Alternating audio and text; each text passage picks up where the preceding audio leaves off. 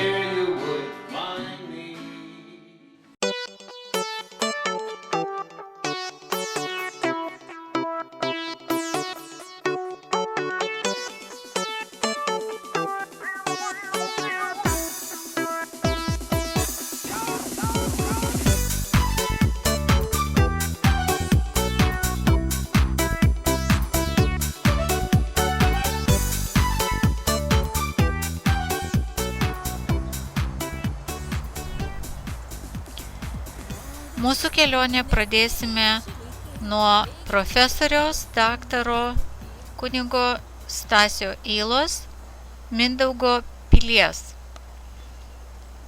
Čia yra alėja į mūsų vienuolyno kapinės. Kunigo Ylos Mindaugo pilis yra neatskiriama dalis šio Amerikos lietuvių kultūros archyvo, kadangi šioje išeivijos lietuvių bendruomenėje labai svarbus objektas, kaip ir pati Alka. Kunigas Stasys Yla čia dirbo, kūrė ir praleido daugelį metų.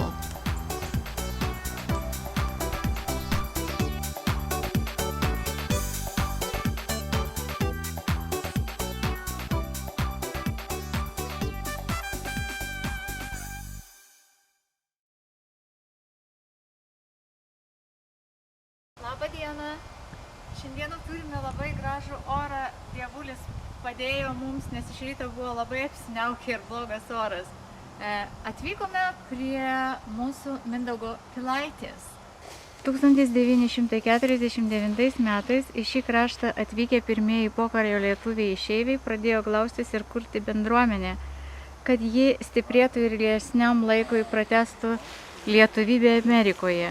Connecticut šiaurės rytinio pakraščio lietuviškoji išeivija turi teisę pasidžiaugti, kad vos ne pusiaukelėje tarp Niujorko ir Bostono, tarp nuostabiai gražių Naujosios Anglijos kalvų ir miškų, prie labai jaukaus Putnamo miesto yra nekaltai pradėtosios švenčiausiosios mergelės Marijos lietuvių vienuolynas, o jo ribose yra lietuvių Amerikos archyvas Alka, kuris pakankamai ryškiai atspindi visos Amerikos lietuvių išeivijos beveik 150 metų čionykštį gyvenimą.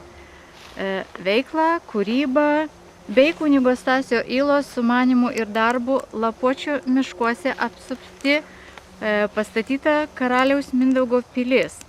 1961 metais birželio 1 dieną Dievo kūno šventėje, netgi gal Amerikoje nešvenčia šitos šventės, kunigas Ylas savo rankomis pradėjo statyti pilį Lietuvos karaliaus Mindaugo mirties 700-osioms metinėms, kad paminėti šitą sukaktį. Pilis stovi toliau nuo amerikiečių greitkelių, nors šiandieną sėkmė mes turime nemažą grupę žmonių atvykusių. Nuo didesnių miestų, kaip karaliaus Mindaugo liudininkė, toli ir nuo savo krašto stovi pilis. Tai akivaizdus parodymas dalies Lietuvos istorijos. Mindaugo pilaitė iš lauko primena tikrą anų laikų pilį, besislepiančią Lapuočių glūdumoje. Statyti pilaitę padėjo visi pasipainioję kokie nors kunigo pažįstami keleiviai, bičiuliai kunigai, atostogauti klierikai atvykę, vasaras leisti atvykusios pasiselės stovyklas moksleivės lietuvaitės, bei vienas kitas vietinis lietuvis.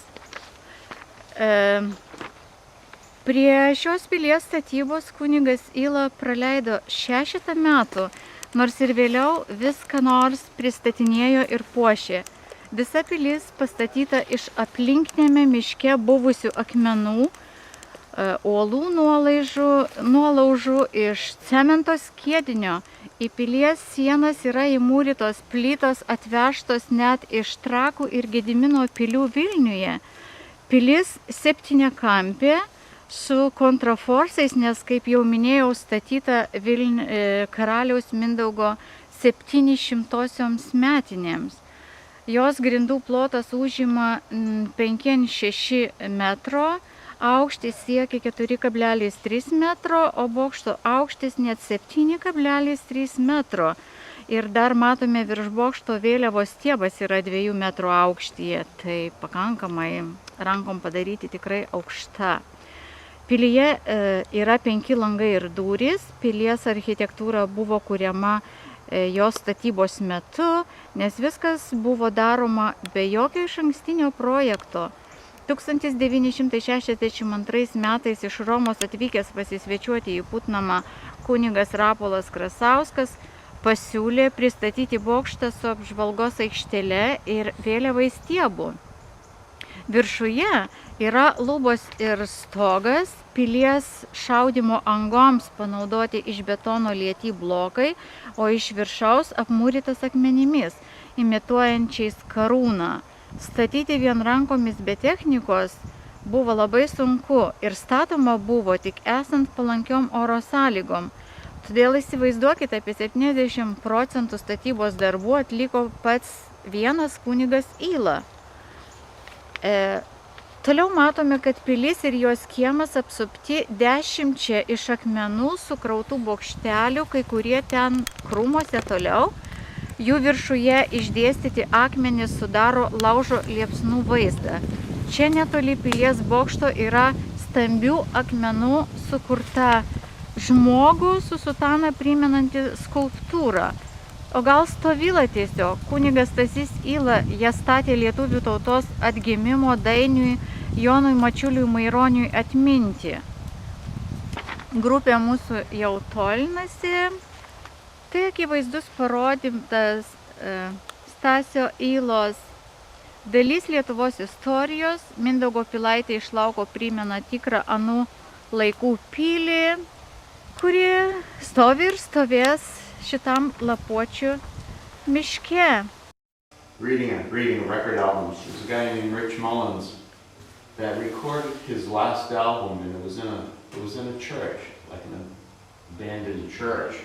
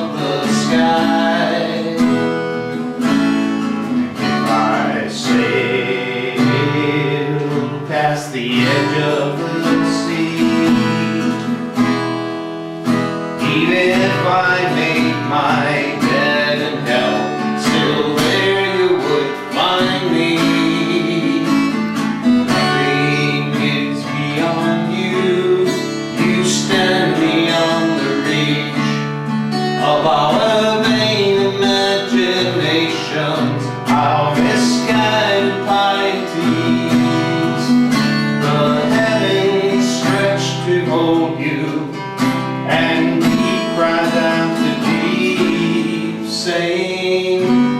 nothing is beyond you. Nothing is beyond you. Time cannot contain you. You fill eternity. And sin can never stain you. Death has lost its sting. And I cannot explain the way you came to love me, except to say that nothing is beyond you.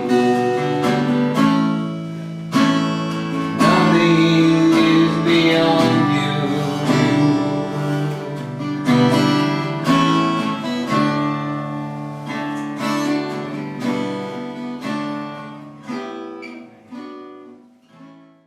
Viduje sienose mozaikos Mindaugo krikštas, jo žmona karalienė Morta Mindaugienė, vainikavimas ir nužudymas, kurią sukūrė dailininkė Aleksandra Fledžinskaitė Kašubienė. Beje, ši dailininkė kaip skulptorė keramikė buvo labiau žinoma Amerikoje nei Lietuvoje. Šias mozaikas į sieną įlipdė pats kunigas Stasys Yla.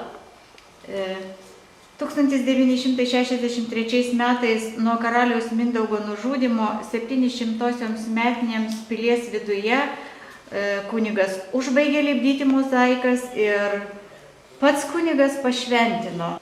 Viduje asla grįsta akmens plokštėmis, prie šio šono matome pailgas apie metrą aukščio akmuo, kuris primena altorių, jis nutvekstas įvairiaspalvėmis šviesomis, sklindančiomis pro spalvotus stiklus, vitražų, tik šiandieną saulės per mažai yra.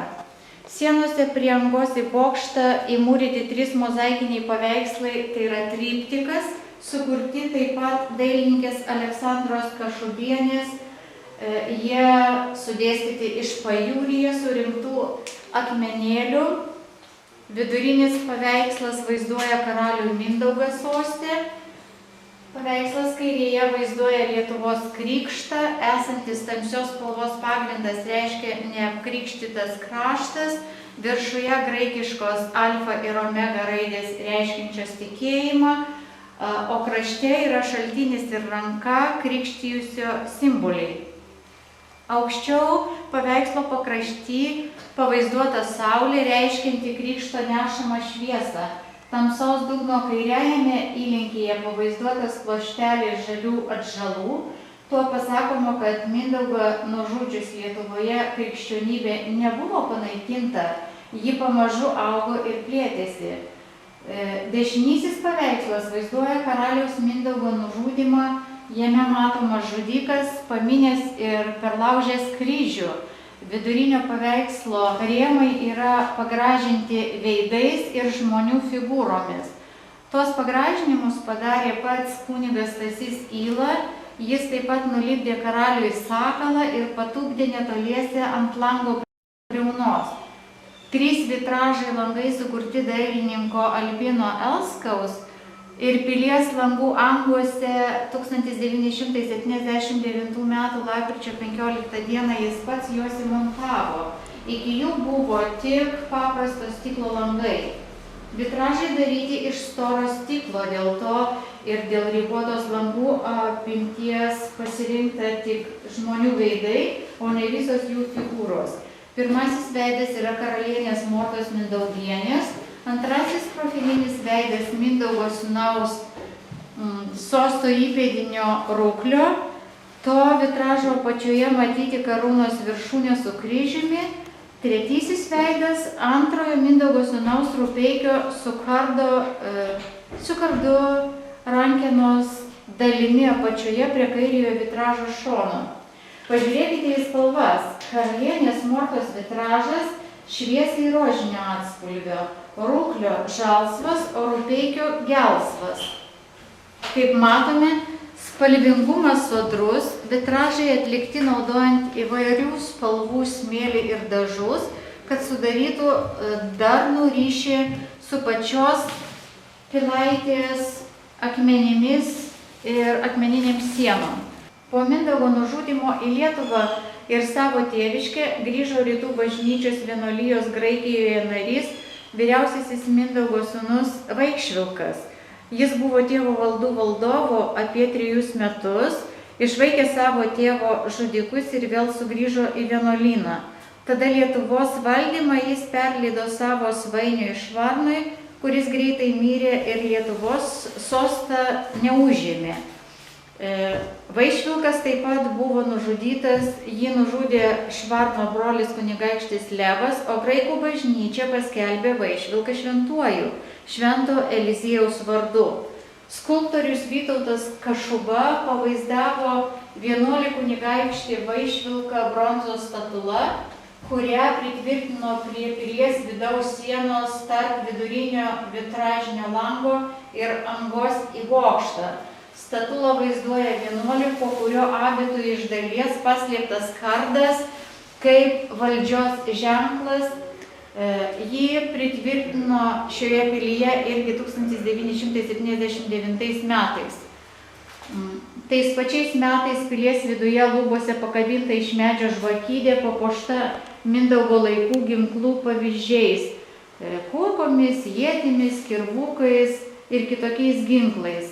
Pačią žvakydę padarė čikagietis lietuvis Paskočimas, pasinaudodamas 13 amžiaus modeliais. Pilį puošė ir prie sienos pritvirtinta iš metalo siena saulėgrąža. Tai dailininko Vytauto Kazimiero Jonyno, kuris savo vitražais išpuošęs daugelį Amerikos lietuvių bendruomeninių bažnyčių darbas. Ir aplamai visas šis kunigo Ylos darbas, jo pasišventimas lietuvybei, tautos istorijai nepaprastas. Tai tikrai neįkainuojamos vertybės, kurias testamentu paliko nekaltai pradėtosios švenčiausiosios mergelės Marijos lietuvių vienuolynui. Kiek žinoma, dėl finansinių lėšų stygiaus pilis neremontuojama, neeksploatuojama, o gal mums stinga meilės ir pagarbos savai kultūrai ir jos paminklams. Praėjusiais metais per Siselių organizuotą lietuvių susiartinimo pikniką ji buvo atgyjusi, buvo pravertos durys atvykusiems lankytojams, kaip ir šiandieną mums pasisekė, atvyko didelė grupė vyrų, o kažkada iki tol kunigas Yla, kol užgeso iki 1983 metų kovo 24 dienos, jis laikė lankytojų knygas čia, kuriuose lankytojai palikdavo savo įrašus ir tų knygų buvo net kelios. Liko geri prisiminimai, bet už tai turim gražią pilį. Toliau matome nuo Mindaugo pilies į vienuolyno kapinės veda iš akmenų grįstas takas, akmeniniai laiptai. Gaila, kad šiuo metu jau neapsilanko atvykusiai šioje pilyje, nes anksčiau visi lietuviai, kurie tik apsilankydavo pas seseles vienuolyne ar Alkoje, laikė tiesiog būtinybę aplankyti ir karaliaus Mindaugo pilį, iš kurios išeidavo dvasiškai sustiprėję, gal net pasisėmė jėgų dirbti tautos ir tėvynės Lietuvos labui. Beje, šiandien ši pilis iš viso Putnamo įžymybė, nes negirdėjau, kad kas nors tokio apylinkėse aplamai yra. Čia gyvenantys žmonės sužinojo, kad dabartiniai jų kaimynai ir čia besibūrintys lietuviai kilę iš labai senos kultūros ir buvusios labai galingos valstybės, Lietuvos karalystės. Tikiu, kaip ir amžinatilsį kunigas Yla, kad dar ilgai ši pilis stovės, jeigu ir ne vieno lietuvio šioje žemėje neliktų, juk ji pastatyta iš per milijonus metų susiformavusių akmenų.